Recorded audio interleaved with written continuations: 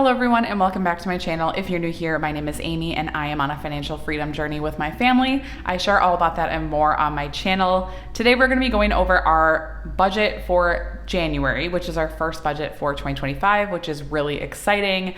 I am super excited to start a new round of financial goals in 2025 and just continue on with our progress towards doing all of the things with our money. So paying for the things that we need to pay for, staying out of debt, doing fun things with our family, and also still trying to achieve our financial goals that we have for the year. So excited to share. Let's go ahead and get into it for January. So for January, we will be budgeting with $7,700. I do round these numbers off just for like ease to make it easier to share these numbers. I do conservatively round, so typically like for our income, I'll round down slightly. For our expenses, I'll round up slightly. And then all the excess that we have, like the dollars and cents that we round off, that just stays in our buffer in our checking account. And there's periodically things that come up that we either didn't budget for or just come out early or etc. that I like to have a buffer in our checking account in addition to our emergency fund, just because there are some things that just come up sometimes that like really could throw us off if we truly budgeted our account down to zero. We've done that in the past and it has absolutely bit us in the butt. So we will be budgeting with $7,700 for the month of January. Let's go ahead and see how we are spending that money. So first category of expenses is our fixed expenses. Obviously we have a mortgage payment. This will actually be our February 1st mortgage payment. We budget for like the first of the month following. So obviously our money in January is going to be paying our February 1st mortgage, if that makes sense. So currently our mortgage is at $2,527, and I am anticipating that February will likely be the last month where it is this amount. They do a mortgage, or I can't remember what it's exactly called, but they like rebalance your escrow account for our mortgage company in February, and then the payments, or I think it's actually technically in January, and then the payments are effective as of March. So this likely will be changing in our March budget. So excited because I'm hoping it'll go down slightly. We did have we did have an escrow shortage last year that we have to pay back. So it most likely will be going down slightly, which is nice because it'll give us a little bit more room in our budget. It's probably not going to go down much because I'm also assuming that our property taxes might increase slightly, but it'll be nice to have a little bit of extra breathing room in our budget. So that is our mortgage. Again, hopefully that'll be changing relatively soon. The second thing you'll see here is actually our HOA. So we do have an HOA in our neighborhood, but it's like very, like, I don't even know how to say it. Very like uninvolved, I guess is a good word for it. So we only pay $200 for the whole year for our HOA. And that's really just like the maintenance of like the common areas in our neighborhood. So we do have like a little playground area and like some walking paths and things. So like that's kind of like for snow removal or like just general upkeep of like the common areas. So it's very low. Yeah, and as our neighborhood gets bigger, maybe it'll go down slightly too. But yeah, $200 for the year, which is nice. Again, I know a lot of people pay monthly for their HOA. We pay annually. So we have to pay that in January. It's $200 for the whole month, or sorry, for the whole year, I should say. Then we have our Peloton. So we do have a Peloton bike that I am really, I don't know why I wrote 46. Is it 46? Now I'm second guessing myself because I wrote 40. Oh no, it is 45. Okay, well, oops. 45 I meant. I'm not going to fix it, but 45. I don't know why I wrote 46. Anyways, our Peloton bike, I'm really hoping to get on a better routine. If you guys have been on my channel, 2024 has just generally been an awful year. My sister unexpectedly passed away in May and my husband lost his job in September. So it's been a relatively shit-tastic year for us over here.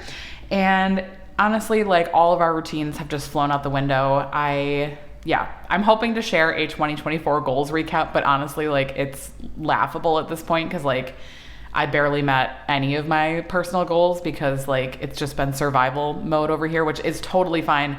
I am being very like gentle with myself about it because like obviously no one could have anticipated the horrible things that would have happened this year. Obviously, when I was planning for 2024, I was hopeful that it would be like this amazing year and super awesome, and it just ended up, I mean, obviously there's been like wonderful moments in the year. It's not all been awful, obviously, but it's just generally been tainted by some really horrible events. So I am looking forward to a new year and hopeful that 2025 will be a little bit better for our family. And I'm also hoping that I will be able to get back on the routines that I love. I love working out and running and being healthy.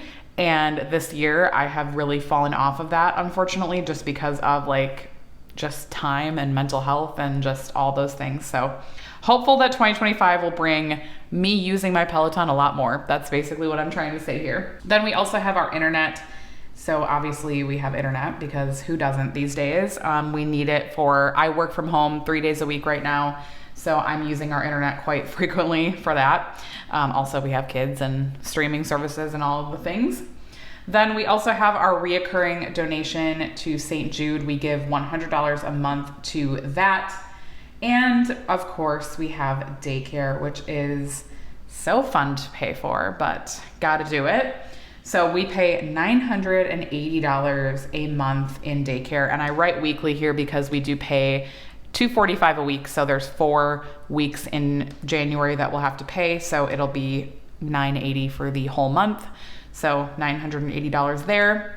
And then we also have our brokerage, which we do have a reoccurring amount of $100 that goes into our brokerage every single month. That's just like something that we started doing I can't remember, it was a year ago maybe, or maybe a little longer ago. It's just nice to have like something going into that account, and it's like easy. We just set it up and it just automatically goes over on the first of the month. And we're just doing a little bit of extra investing, which is nice to see. And we have our electric and gas. We are utilizing our budget billing. So our budget billing amount currently is $196. I think this will also get updated. I want to say it gets recalculated in April. So I'm thinking right now it might actually go down again. It was at, I think, $216, and then they did like a 6-month recalculation in like October, I think, and that brought it down to $196. And then we're also still like $100 underutilizing it, like total based on like from October to, or maybe it was September. I don't know. We're underutilizing it as of right now. Although like January, February are super cold here, so it'll probably even out a little bit. But I've been really happy with budget billing. I know I had talked about it a lot on my channel and was like nervous that I wouldn't like it, but I actually do really enjoy it. And it's been nice to have like a consistent amount coming out of our budget every single month. So I'll probably keep that for the long term, to be honest, because I have enjoyed it. And I feel like I'm glad that we waited a while because we had a really good handle of like what our usage was. When we first moved into the house, there was a few months there where like the electric and gas were kind of all over the place. And it's nice now that we've been here for a while to like have these consistent months and we kind of know what to expect. So it's been good. I've enjoyed it. And that brings our total of our fixed expenses to a whopping $4,208 and are remaining at $3,492. So holy cow, that's a lot, but it's that daycare, guys. Oh my goodness, that daycare is so expensive. I am very much looking forward to the days where we don't have to pay for daycare anymore. My son is turning 3 in January, so we will have about, as long as we keep him in like the same place and don't like change his schedule or anything. Also, this is just part-time. This isn't even full-time for him. This is 3 days a week right now. So crazy amount, crazy expensive. But anyway, that is if we don't change anything. He will be going to 4K when he is 4 and like almost 5. Yeah, because he'll be turning 4 in January and then he'll start going to 4K that September. So we've got about like probably 20 months left of daycare, probably. Because of when his birthday falls, like he's going to be like one of the older kids in his grade, which is different from my other two kids, which is interesting. My oldest son is August and my middle daughter is July. So they've always been like younger in their class because of their birthdays.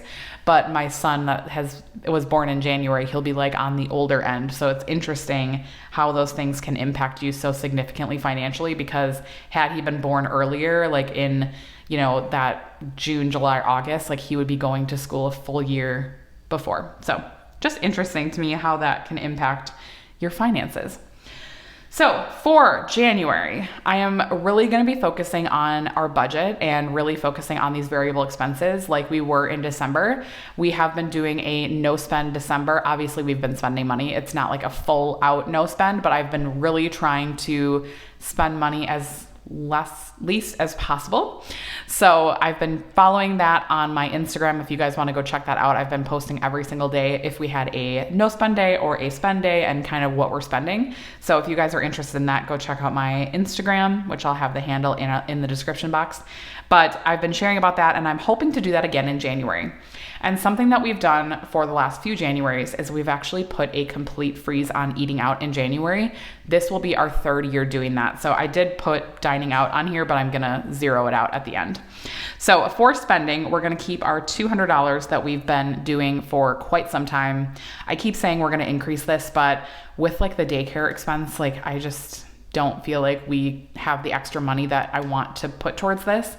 So maybe once we don't have that daycare expense, we can like loosen the budget a little bit, but I'm feeling like really kind of tighter with that daycare expense now. So $200 for that. We're going to do $300 for gas because that's been working out well. My husband does have to drive to work every single day, 5 days a week, and he works about 30 minutes from our house. So we've been spending a little bit more in gas these last few months since he started his new job. Groceries, because of what I talked about with no eating out, I am going to raise our grocery budget slightly to $1,000. I'm hoping we'll be coming under budget here too, because I really want to focus on food in January. Like really no eating out and focusing on meal planning so that we can really keep this like as low as possible in January to kick off 2025 on a really good foot. So I'm going to do $1,000 just because with no eating out, we are going to be having to spend more money on groceries. Obviously we have to eat. So if we're not eating out, like that money has to come from somewhere. So, but we should still be able to save a significant amount of money because normally we do $300 in eating out and $900 in groceries. So just bumping this up $100 should be good, and I'm hoping we'll be able to stick with that. We're gonna do $100 for fun and kids. I'm also hoping we maybe won't spend that whole thing, but again, trying to just make sure we have enough. And obviously I want my kids to still have fun even while we're trying to do like a little bit less spending. So there's that. $200 for miscellaneous because things always come up. And like I said, $0 for dining out because this will be our third January that we are trying not to eat out. We have successfully done this the last 2 years. I've been really proud of us. It's been really nice, like after December and like all of the eating and food and things, spending and everything, to like have a full reset in January, no eating out. It's been really good to do that the last few years. My husband really enjoys it too, and I'm looking forward to that. So no eating out money. So we'll see how that goes, but it'll be really good for our budget if we can do that. So $1,800 is our variable expenses for the month of January, and that leaves our remaining at $1,692. Next category is our sinking funds. We keep these sinking funds in our high yield savings account with our emergency fund, and we tap into these when we need to. So first is our car. We're doing $75 for car. That covers any car maintenance, oil changes, our car registration, which ours is really reasonable in Wisconsin. I think it's only $85 a year. And then also car insurance. So all that stuff. We do have a decent amount in this account because we had saved up money for my husband to get a new car. We ended up getting him a basically temporary car. If you guys have been on my channel for a while, he has a 2007 Honda Accord. That is definitely not his forever car, and you'll see in our 2025 financial goals what we're doing for next year. But for now, we're doing $75 a month in our car sinking fund.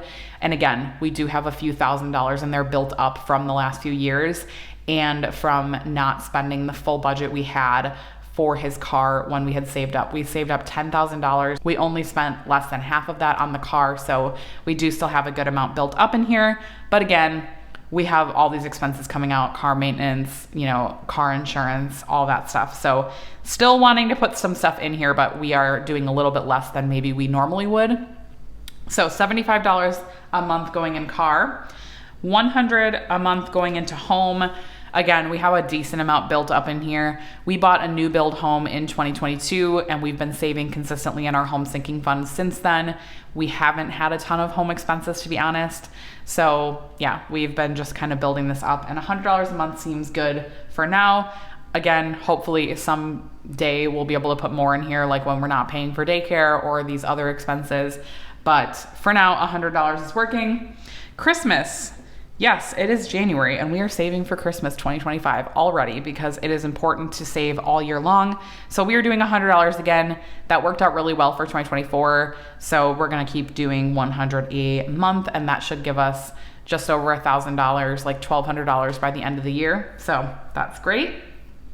Kids, $50. Again, we do have some built up in here, so I'm not too concerned about putting a ton in there. We use that really for like sports fees and like back to school and like anything else that's major with the kids. So it's nice to have that saved aside. And $200 for vacation. We are planning to go on vacation with my sister and her family to Florida again this year for spring break. So we are starting to plan that. It is definitely going to be a cheaper trip this year, so I'm looking forward to that. I'll share more after that trip about like what we spent. I've been sharing a vacation budget for the last few years that we've gone on vacation, and it's been really fun for me to share that with you guys and just show you like how we save money on vacation and how we spend our money on vacation. So it's been really nice to do that. Total sinking funds there is $525, and that leaves our remaining at $1,167. And if you've been on my channel for a while, you know that we are sending all of that to our financial goals. So we should just have about $1,100 for financial goals in January, which I'm excited about. Again, our budget is really getting tighter with the daycare and stuff. So I am looking forward to having over $1,000 in January.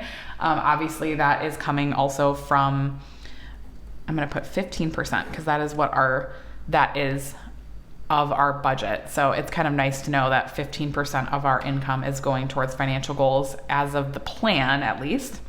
So it's been nice to get over $1,000. I wasn't sure if we were going to be able to do that this year or this month because of those increased expenses that we have with like the daycare and stuff. But with cutting out the dining out, I am hopeful that we will be able to get there. So that is all I have for this video. Let me know in the comments down below if you've planned out your January yet. I would love to hear about it, and I'll talk to you in my next video. Bye guys.